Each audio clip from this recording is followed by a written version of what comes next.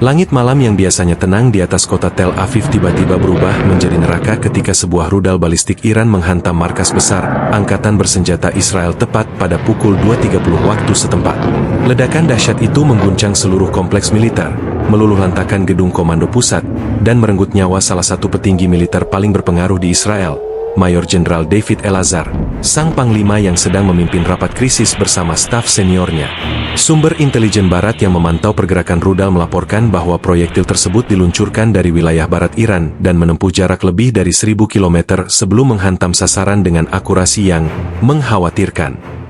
Sistem pertahanan udara Israel, Iron Dome, dikabarkan gagal mendeteksi ancaman ini karena rudal tersebut terbang dalam ketinggian rendah dan menggunakan teknologi penghindaran radar. Saksi mata di lokasi menggambarkan kepanikan yang terjadi seketika setelah ledakan. Suaranya seperti gempa bumi. Kaca-kaca gedung di sekitarnya pecah berantakan, dan asap hitam langsung mengepul tinggi, ujar Avi Levi, seorang penjaga keamanan yang bertugas di kompleks tersebut. Tim penyelamat bergegas menuju lokasi, tetapi kondisi bangunan yang ambruk menyulitkan evakuasi. Setidaknya 12 orang tewas dalam serangan ini, termasuk 3 perwira tinggi Israel. Namun, korban yang paling mengejutkan adalah Mayor Jenderal Elazar, seorang veteran perang Yom Kippur yang karir militernya penuh dengan operasi rahasia dan strategi brilian melawan musuh-musuh Israel. Jenazahnya ditemukan di bawah puing-puing ruang rapat utama, bersama dengan dokumen-dokumen operasional yang sebagian hangus terbakar. Hanya dalam hitungan jam setelah serangan, media resmi Iran, IRNA, merilis pernyataan dari Komandan Pasukan Garda Revolusi, IRGC, Jenderal Hossein Salami, yang menyebut serangan ini sebagai balasan yang adil atas pembunuhan 2 ilmuwan nuklir Iran dalam serangan drone Israel bulan lalu. Rezim Zionis harus tahu bahwa setiap tetes darah martir kami akan dibayar dengan mahal, kata Salami dalam pidato yang disiarkan secara nasional. Pernyataan itu langsung memicu kemarahan pemerintah Israel. Perdana Menteri Benyamin Netanyahu menggelar konferensi pers darurat di bunker bawah tanah Knesset, Parlemen Israel.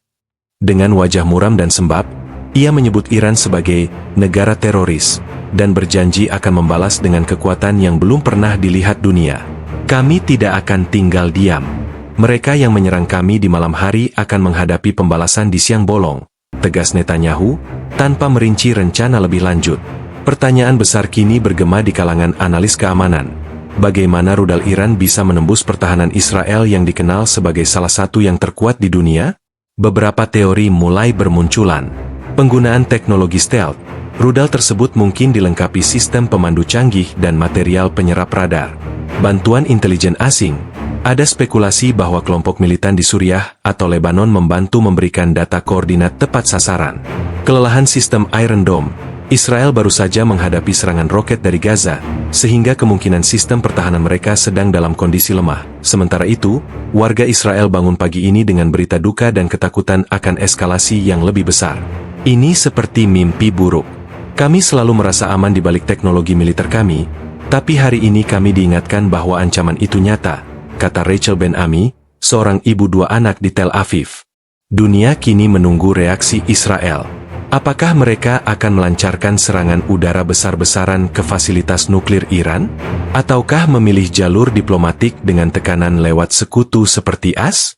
Satu hal yang pasti, kematian seorang panglima seperti Elazar bukanlah sesuatu yang akan dibiarkan berlalu begitu saja.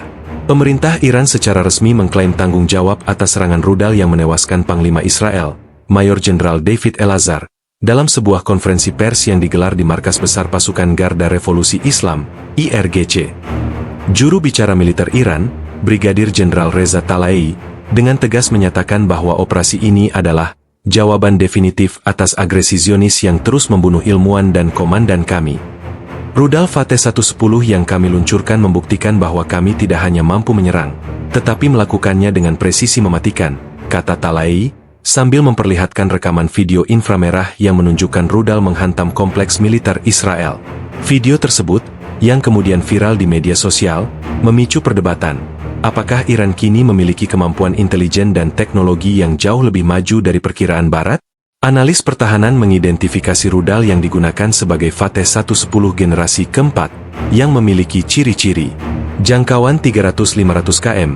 Versi terbaru dilaporkan bisa mencapai 700 km dengan hulu ledak modular. Akurasi kesalahan kurang dari 10 meter berkat sistem pemandu elektro-optical dan GPS. Hulu ledak 450 kg bahan peledak konvensional, tetapi bisa dipasangi submunisi atau bahkan kepala kimia. Fateh 110 adalah senjata strategis Iran. Fakta bahwa mereka berani menggunakannya langsung ke jantung Israel menunjukkan dua hal, yaitu keberanian, atau mungkin keputusasaan, kata Dr. Aaron Cohen, mantan analis Mossad yang kini bekerja di think tank Washington. Di Yerusalem, Kabinet Darurat Israel menggelar rapat sepanjang malam. Menteri Pertahanan Benny Gantz terlihat meninggalkan rapat dengan wajah pucat. Sumber internal mengatakan ada perdebatan sengit antara faksi yang ingin serangan balasan langsung dan kelompok yang menyarankan operasi rahasia untuk menghindari perang terbuka. Namun, pidato Perdana Menteri Benyamin Netanyahu pagi ini mengisyaratkan aksi besar. Tidak ada lagi peringatan. Tidak ada lagi batas. Iran akan memahami bahwa harga yang mereka bayar hari ini belum apa-apa dibanding apa yang akan datang. Pesan terselubung itu ditafsirkan banyak pihak sebagai ancaman serangan ke instalasi nuklir Fordow atau Natanz. Dunia pun bereaksi. Presiden AS mengeluarkan pernyataan darurat, menyebut serangan ini pelanggaran kedaulatan yang tidak bisa diterima.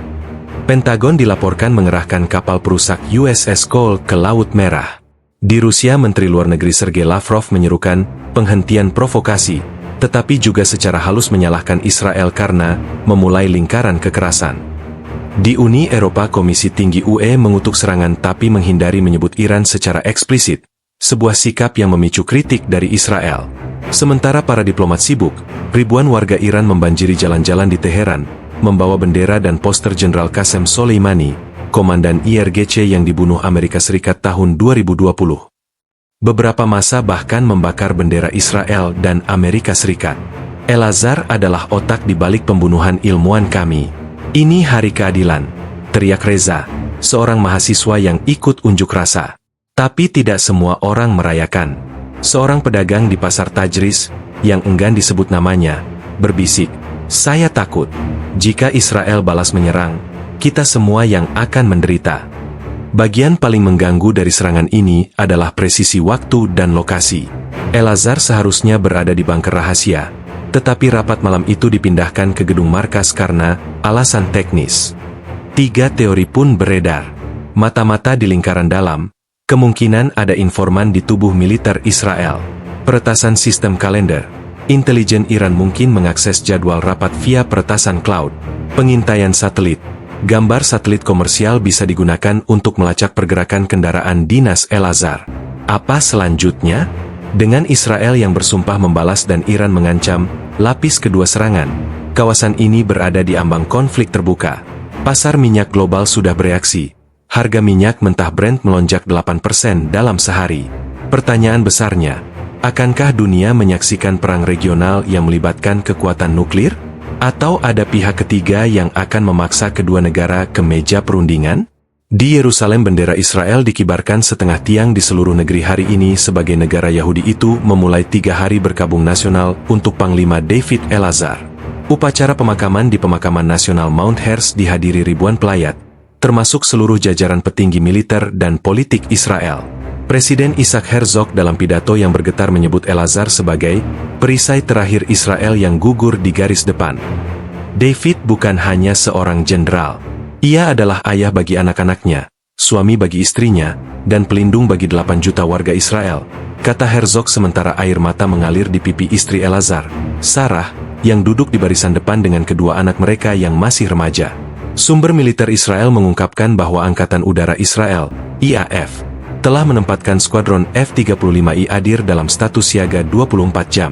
Satelit komersial menangkap aktivitas tidak biasa di pangkalan udara Nevatim, di mana pesawat-pesawat tempur dipersenjatai dengan rudal balistik jenis Rampage yang dirancang khusus untuk menghancurkan bunker bawah tanah. Kami tidak akan menyerang warga sipil. Target kami adalah pusat komando IRGC dan fasilitas nuklir mereka, ujar seorang perwira tinggi IAF yang enggan disebutkan namanya. Namun, laporan intelijen AS memperingatkan bahwa serangan semacam itu bisa memicu respons regional dari kelompok proksi Iran di Lebanon, Suriah, dan Yaman. Di New York, Dewan Keamanan PBB menggelar sidang darurat atas permintaan Israel. Duta Besar Israel untuk PBB, Gilad Erdan, memperlihatkan foto-foto korban serangan sambil mengecam Iran. Ini bukan tindakan pembalasan. Ini terorisme negara yang harus dihentikan, teriak Erdan di hadapan para diplomat. Namun, pernyataan tersebut langsung dibantah oleh Duta Besar Iran yang menyebut serangan itu sebagai tindakan hukum berdasarkan pasal 51 Piagam PBB tentang hak untuk membela diri. Amerika Serikat dan Inggris secara tegas mendukung Israel, sementara Rusia dan Cina menyerukan kedua belah pihak untuk menahan diri. Yang mengejutkan, beberapa negara Arab seperti Bahrain dan Uni Emirat Arab, yang biasanya menghindari konflik terbuka dengan Iran, kali ini mengeluarkan pernyataan yang secara implisit menyalahkan Tehran. Efek domino serangan ini mulai terasa di pasar global. Harga minyak mentah Brent mencapai $120 per barel, level tertinggi sejak 2014. Indeks saham Tel Aviv jatuh 7% dalam sehari. Nilai tukar shekel terhadap dolar AS melemah ke level terendah dalam 5 tahun. Kami memperkirakan inflasi Israel bisa mencapai 15% jika konflik ini berlanjut, peringatan analis ekonomi Bank of Israel. Di sisi lain, Iran tidak tinggal diam.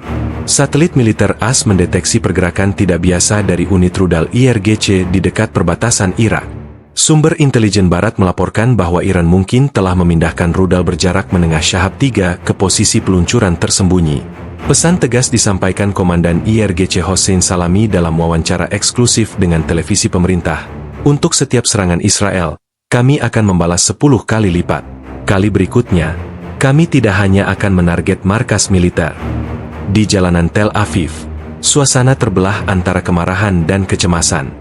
Relawan antrian panjang mendonorkan darah di rumah sakit. Toko-toko kehabisan stok generator dan persediaan darurat. Sekolah-sekolah menggelar latihan serangan rudal tambahan. Saya siap berperang untuk negara saya, tapi saya juga punya anak berusia 3 tahun yang bertanya setiap malam apakah akan ada ledakan besar lagi, kata Miriam Ben-Ami, seorang ibu rumah tangga di pusat kota. Para ahli mengidentifikasi 3 skenario potensial. Eskalasi terkendali, Israel melakukan serangan terbatas ke fasilitas nuklir Iran dengan dukungan AS. Perang regional, Hezbollah ikut campur dengan meluncurkan ribuan roket dari Lebanon.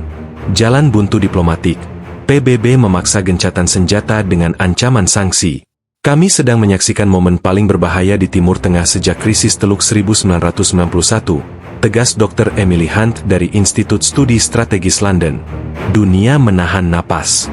2 hari setelah serangan rudal Iran yang menewaskan Panglima Israel David Elazar, Timur Tengah berada di ambang konflik terbuka yang bisa mengubah peta geopolitik kawasan ini selamanya. Di markas besar militer kedua negara, para jenderal telah menyusun daftar target. Di ibu kota dunia, para diplomat berusaha mati-matian mencegah yang terburuk. Kabinet Keamanan Israel dikabarkan terbelah dalam menentukan bentuk pembalasan.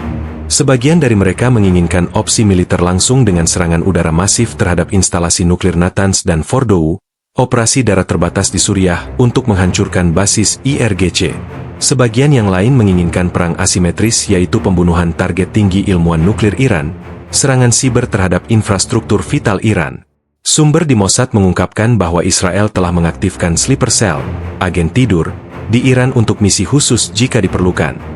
Intelijen Barat menangkap aktivitas tidak biasa di Iran yaitu peluncur rudal Shahab 3 dirampingkan dan dipindahkan ke lokasi rahasia.